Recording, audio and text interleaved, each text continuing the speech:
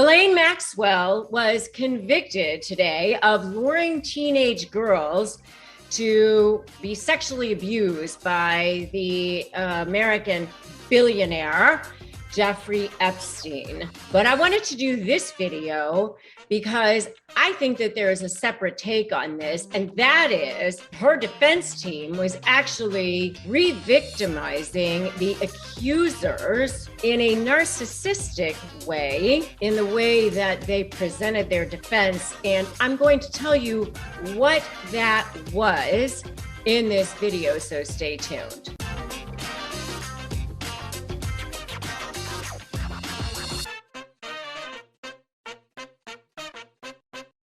Hey there, I'm Rebecca Zung, and I am a lawyer. I am a narcissist negotiation expert. And on this channel and in these videos, I actually break down for you how to shift the dynamic with the most toxic personality on the planet. And if you want to know how to do that, then go ahead and subscribe to this channel and hit that notification bell. Okay, so today's verdict actually capped off a month-long trial where Ghislaine Maxwell, who was accused of helping Jeffrey Epstein, was put on trial for allegedly assisting Jeffrey Epstein by luring these women in to let him be the one to actually sexually abuse these young women. She would source them basically, and then he would do these disgusting things with these young women. And honestly, I've read the accounts of what these women would say that he would do with them. I'm not going to repeat it. It's just too disgusting and too lurid and awful to repeat. You can go and Google anything and go and read it for yourself, honestly. My take on this is actually what her defense was. And her defense was basically, first of all, that she was really just a scapegoat, that he was dead, and so they just needed somebody to fill the shoes, and there she was, and they just, decided to pull her in, and there she was. So that's kind of part of it, which is utter and complete craziness as far as a defense. But the other piece of it, as far as her defense, was that the accusers' memories were just simply faulty, that they were distorted in some way. And that is where I want to say is actually gaslighting, that's actually a very typical way of handling victims from a narcissist perspective.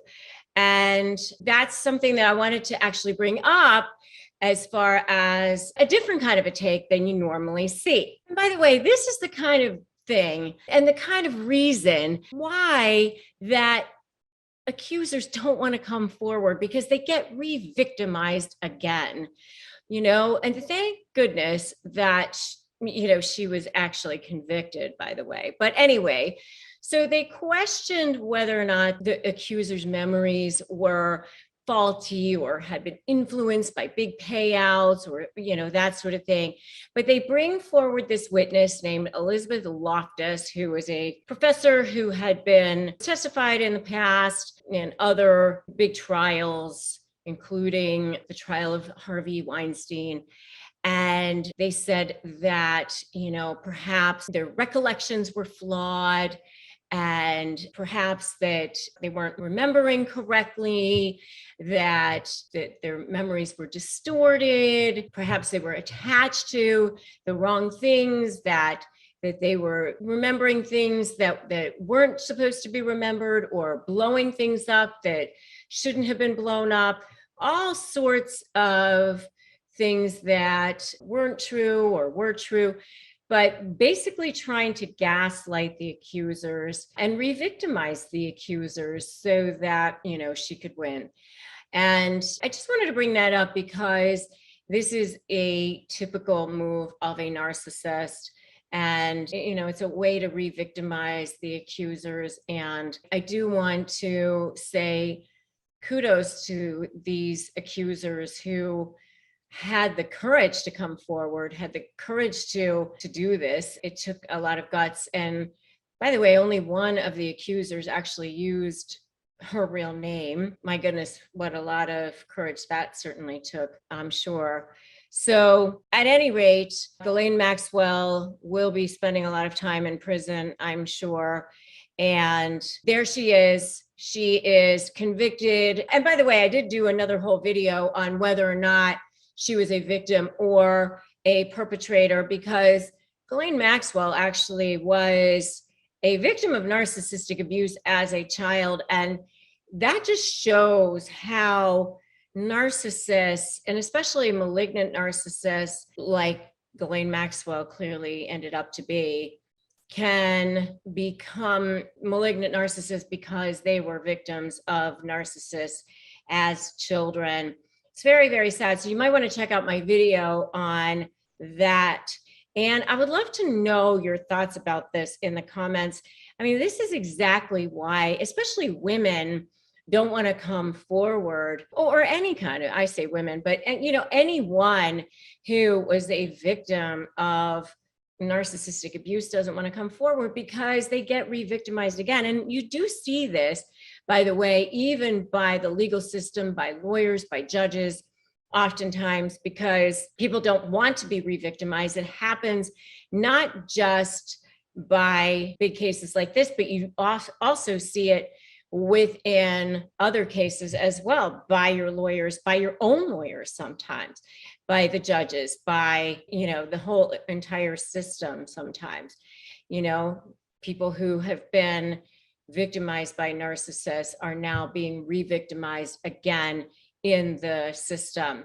So, the only way that we can get this to stop is by speaking out about it and making sure that we highlight this sort of thing.